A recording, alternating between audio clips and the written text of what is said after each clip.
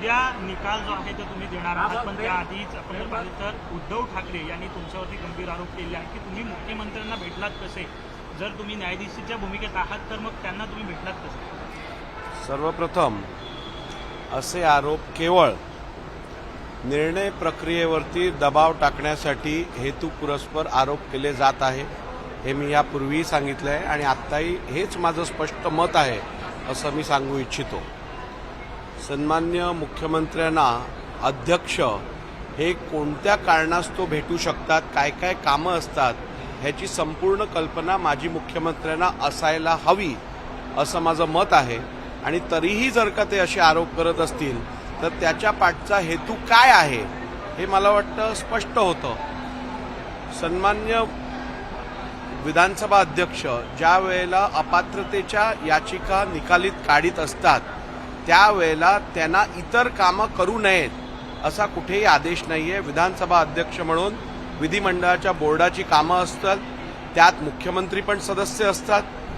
मग आमदार म्हणून माझ्या विधानसभा मतदारसंघातील प्रश्न असतील ते पण सोडवणं हे माझं कर्तव्य आहे आणि राज्याशी निगडीत इतर प्रश्न जे आहेत त्या संदर्भातही राज्यातील कार्यकारी मंडळाच्या मुख्य व्यक्तीशी संपर्क साधून जर का प्रश्न सोडवण्यास मला गरज असेल तर मला वाटत नाही त्याकरता मला कोणाची परवानगी घ्यायची गरज आहे। नंबर 1, सर्वप्रथम माजी मुख्यमंत्र्यांबरोबर बैठक ही 3 जानेवारीसाठी नियोजित होती, परंतु ती होऊ शकली नाही कारण मी आजारी होतो आणि इन्फ्लुएन्झाची लागण झाल्यामुळे मला 3-4 दिवस घरातनं बाहेर पडता आलं नाही।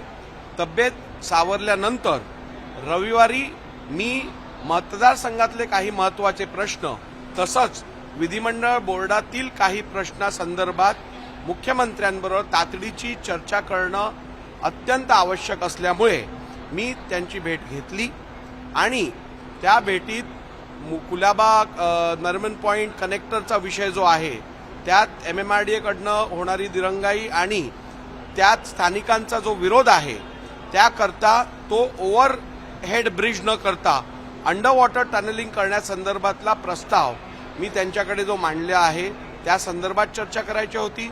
मुंबईतल्या दक्षिण मुंबईतले 8 मोठे रस्ते ज्याचं कॉन्क्रिटीकरण थांबलं आहे ते त्वरित चालू करणं अत्यंत आवश्यक आहे हा मुद्दा होता।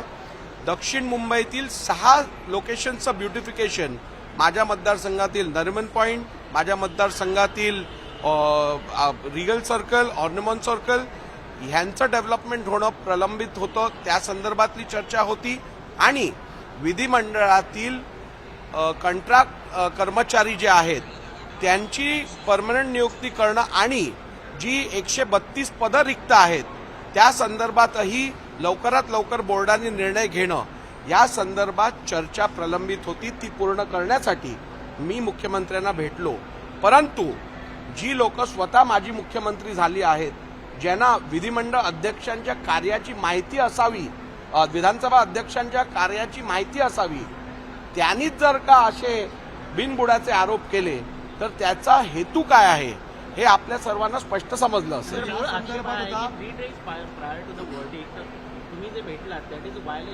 मी आज सकाळी मुंबई एअरपोर्टच्या विमानतळाच्या VIP लाऊंजमध्ये जयंत पाटील आणि अनिल देसाईंना भेटलो, मग ते पण हेतुपुरस्पर होतं का? माझी भेट झाली, तिकडे भेट झाल्यावर चर्चा होते। गेल्या वर्षभरात शिवसेनेच्या ज्या आमदारांवरती अपात्रतेची याचिका दाखल आहे त्यापैकी एकही मला भेटला नाही का? मला प्रत्येक आठवड्यात अनेक सुनील प्रभू येऊन भेटले आहेत, मला अजय चौधरी येऊन भेटले आहेत, मला अनेक लोक येऊन भेटले आहेत, म्हणजे मी या कोणालाच भेटायचं नाही का? आणि प्रश्न 3 किंवा 5 दिवसाचा नाही, मी आपल्याला सांगितलं माझी बैठक ही 3 जानेवारीसाठी नियोजित होती, परंतु माझी प्रकृती बरोबर नसल्यामुळे ती मला पुढे ढकलायला लागली। मग जर का आज कुठच्या महत्त्वाच्या कारणाने मी मुख्यमंत्र्यांना, उपमुख्यमंत्र्यांना कोणाला भेटलो किंवा विधिमंडळातील सदस्यांवर ज्यांच्यावर याचिका चालू आहे त्यांनी जर माझी भेट घेतली काही महत्त्वाच्या कारणासाठी तर ह्याचा अर्थ मी त्यांना भेटू नये असा होतो का? सर, याआधी ज्या वेळापत्रकावर सुनावणी होणार होती त्या वेळापत्रकात तुम्ही बदल केला, उलट साक्षीसाठी सुद्धा अधिकचा काळ तुम्ही ठाकरे गटाला दिला होता, तरीही आरोप करण्याची कारण काय वाटतं तुमच्यावर? मी आपल्याला सांगितलं की आरोप जेव्हा बिनबुडाचे आरोप होतात त्यावेळेला ते केवळ जो व्यक्ती निर्णय घेत असतो त्या व्यक्तीच्या निर्णय प्रक्रियेवरती प्रभाव टाकण्यासाठी, दबाव टाकण्यासाठी असे आरोप केले जातात. पण आपल्या माध्यमातून राज्याच्या आणि देशाच्या जनतेला मी आश्वासित करू इच्छितो की मी जो निर्णय घेणार आहे तो संविधानाच्या तरतुदीच्या आधारावरती, 1986चे जे नियम आहेत त्याच्या आधारावरती आणि विधिमंडळाचे जे पायंडे आहेत, जे प्रथा परंपरा आहेत, त्या सर्वांचा विचार करून अत्यंत लिगली सस्टेनेबल निर्णय मी घेईन ज्यातून या राज्याच्या जनतेला न्याय मिळेल. सुनील केदार यांच्या शिक्षेला स्थगिती देण्यात आलेली आहे, त्यामुळे त्यांची जी रद्द झालेली आमदारकी होती ती पुन्हा आता बहाल करण्यात येईल का? नाही, या संदर्भातली माझ्याकडे अजून काही एक माहिती आली नाहीये.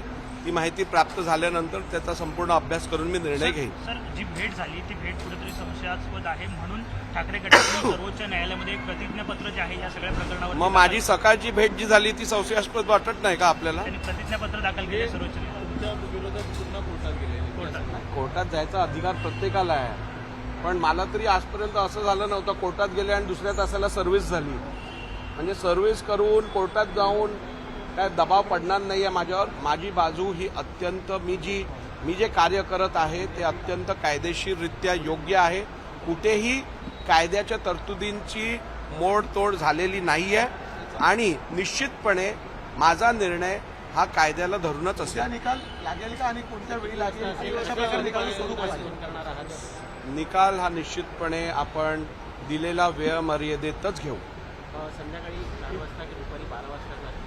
त्या संदर्भात आता मी कार्यालयात गेल्यानंतर निर्णय घेईन. एबीपी माझा, उघडा डोळे बघा नीट.